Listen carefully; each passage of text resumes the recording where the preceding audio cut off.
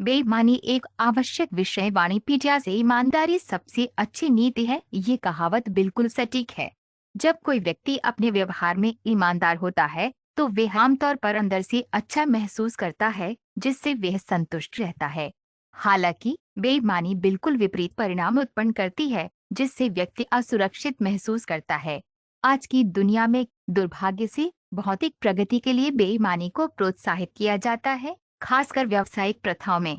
दूसरी ओर भक्ति सेवा इस कहावत का जोरदार स्वागत और प्रोत्साहन करती है कि ईमानदारी सबसे अच्छी नीति है।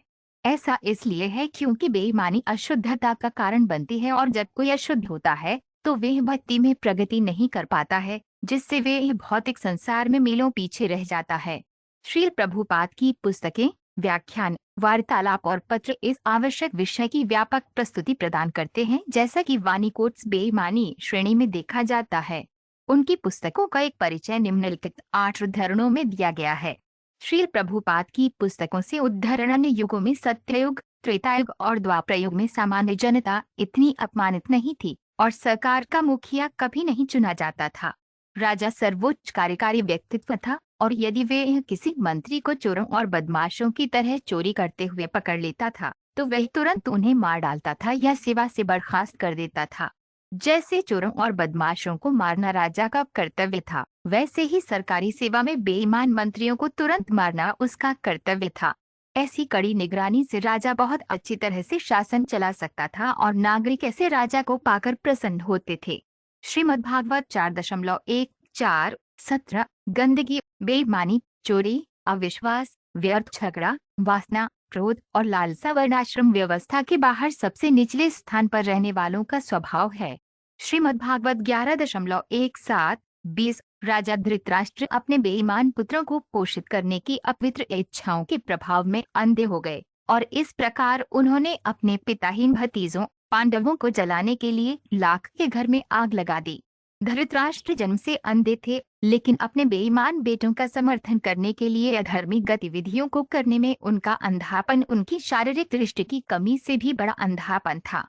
शारीरिक दृष्टि की कमी किसी को आध्यात्मिक प्रगति से नहीं रोकती, लेकिन जब कोई शारीरिक रूप से स्वस्थ होते हुए भी आध्यात्मिक रूप से अंधा होता है तो वह अंधापन मानव जीवन के प्रगतिशील पथ के लिए खतरनाक रूप से हानिकारक होता है।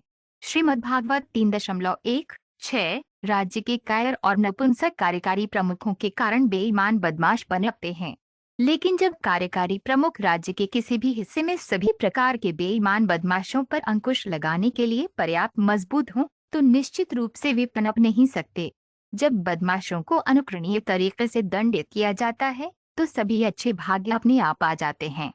श्रीमद्भागवत 1.17-14 भौतिक संसार में हमारे पास कई तरीकों से धन और संपत्ति होती है, लेकिन कभी कभी बहुत ईमानदार और पवित्र तरीकों से नहीं, क्योंकि धन संचय करने की प्रकृति यही है।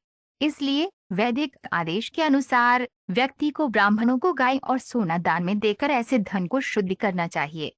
कृष्ण पुस्तक अध्याय 5 आम आदमी बारिश के असमान वितरण को हमारे पापूर्ण कृत्यों के लिए प्रकृति के प्रकोप का प्रतीक मानता है।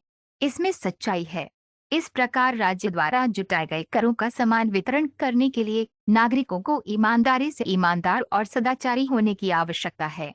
उन्हें राज्य को करों के भुगतान में ईमानदार होना चाहिए और प्रशासन को देखने के लिए उनके पास ईमानदार प्रतिनिधि होने चाहिए। लोकतांत्रिक राज्यों की आधुनिक व्यवस्था में नागरिकों के पास शिकायत का कोई कारण नहीं हो सकता, क्योंकि पूरा प्रशासन लोगों द्वारा स्वयं संचालित किया जाता है। यदि लोग स्वयं बेईमान हैं तो प्रशासनिक तंत्र अवश्य ही भ्रष्ट होगा। भागवत का प्रकाश अध्याय 2 जो कोई अपराधहीन प्राणियों को कष्ट पहुंचाता है उसे संसार में कहीं भी और हर जगह मुझसे डरना चाहिए।